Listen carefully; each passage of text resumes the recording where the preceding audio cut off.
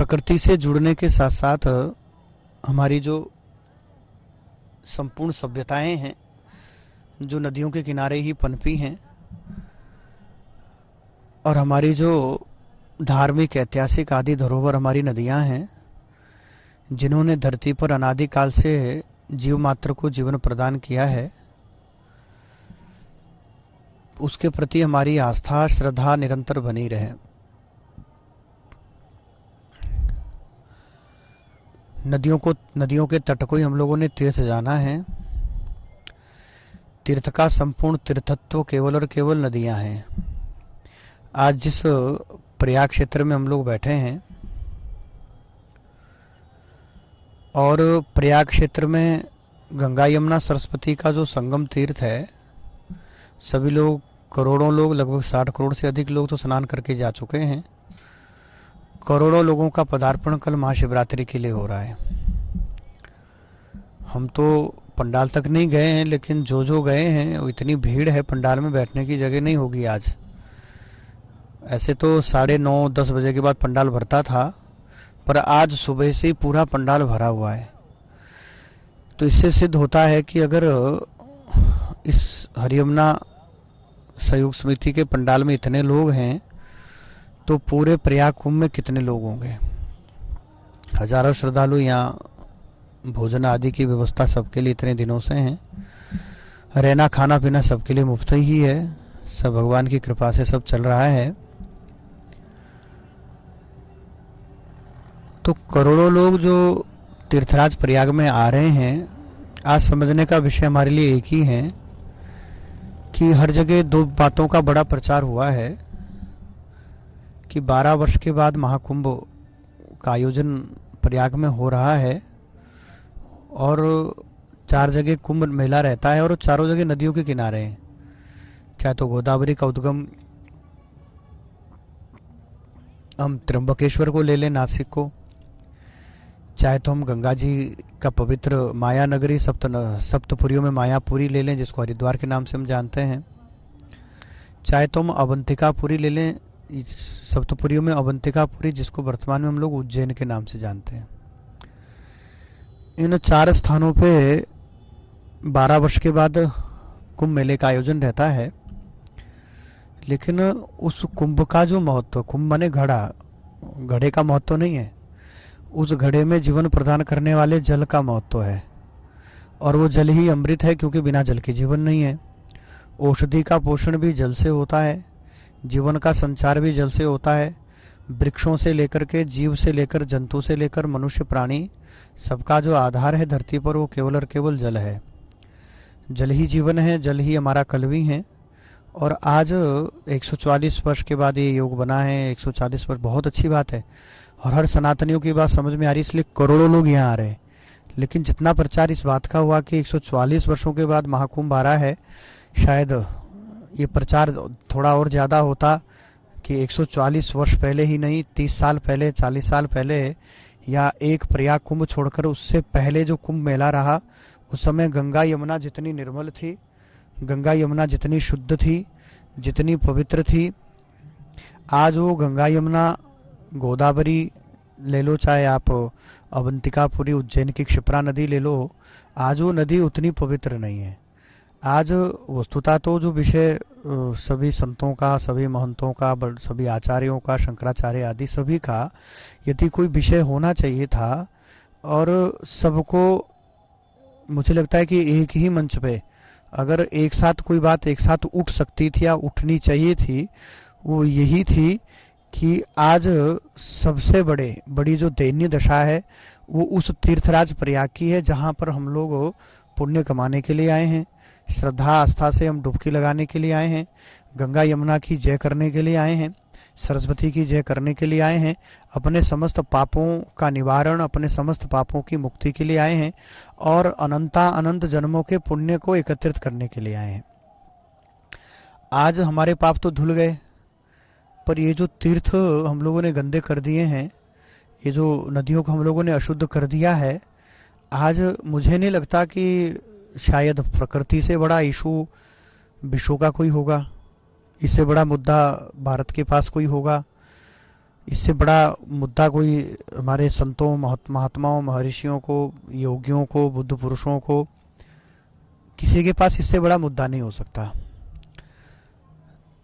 अगर तीर्थ का तीर्थत्व चला गया, नदियों का अस्तित्व चला गया, तो जितने भी हमारे पूर्व के आचार्य हैं, हमारे जितने भी महंत हैं, पूर्व के ऋषि महर्षि हैं, जितने भी संत हैं, उनका अस्तित्व लगभग लगभग समाप्त हो जाएगा। भगवान वेदव्यास ने वेद के 4 विभाग किए, 18 पुराण लिखे, 6 शास्त्र लिखे, महाभारत की रचना करी, ये बात सबके समझ में आती है। लेकिन उन व्यास जी का जन्म यमुना जी के मध्य में हुआ। सत्यवती ने गर्भ धारण किया, यहीं कालपी में हम कथा करके आए हैं। तो सत्यवती ने जो गर्भ धारण किया वो यमुना जी के मध्य में किया। व्यास जी को जन्म दिया वो यमुना जी के निकट में, कालपी में, उसी जगह पर दिया। वेदों की रचना हुई वो सरस्वती नदी के तट पर हुई। भारत के जितने योगी महापुरुष, जिसका भी आप इतिहास अब तक उठा लो, उन्होंने तप किया है तो नदी के तट पर किया है। वो आश्रम पुलह आश्रम हो सकता है, नेपाल से निकलने वाली गंडकी नदी का तट। जितने भी आश्रम बने, जितने भी आश्रमों का निर्माण हुआ, जितने भी संत महात्माओं ने आचार्य कुलम चलाए, गुरुकुलम चलाए, शिक्षा के संस्थान चलाए, रिसर्च सेंटर चले, यूँ समझ लीजिए प्राचीन जितना भी विज्ञान और वर्तमान में जो भी विज्ञान हम वर्तमान में देखते हैं एडवांस टेक्नोलॉजी के साथ, तो जितना भी आधुनिक विज्ञान है वो प्राचीन समय में जितने रिसर्च हुए, उन रिसर्च के जितने केंद्र बिंदु रहे, शिक्षा के जितने बड़े बड़े संस्थान रहे, वो नदियों का किनारा था। आप कोई सा भी इतिहास उठा लो, कोई भी पुराण शास्त्र उठा लो, अगर हम गंगा यमुना को हटा दें अपने भौगोलिक स्थितियों से, हम जो हमारी गंगा यमुना बहकर आ रही है, प्रयाग तीर्थ तक आ रही हैं, आप हटा दीजिएगा तो महापुरुषों का तो जीवन ही नहीं बचेगा। सबका जीवन तो नदियों के तट पे व्यतीत हुआ है। सब संत तो तीर्थों पे रहे हैं। कोई नर्मदा के तट पे रहा है तो कोई गोदावरी के तट पे रहा है, कोई कावेरी के तट पे रहा है तो कोई यमुना जी के तट पे रहा है, कोई गंगोत्री में रहा है तो कोई संत यमुनोत्री में रहा है।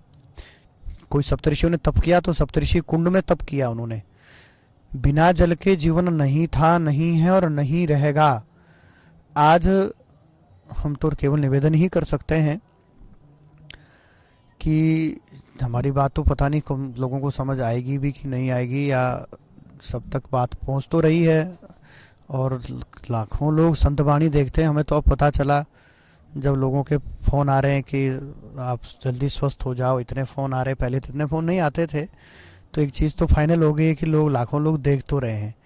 तो जिन्होंने भी स्वास्थ्य के लिए मंगल कामनाएं की है उनका बहुत बहुत साधुवाद है, बहुत बहुत सभी का धन्यवाद है। बाकी आज तो काफ़ी, सुबह तो बिल्कुल हम लोग बिल्कुल स्वस्थ थे, पर थोड़ा स्नान आदि सब हुआ तो थोड़ा पता नहीं शरीर थकान है, हल्की सी रहेगी वो तो।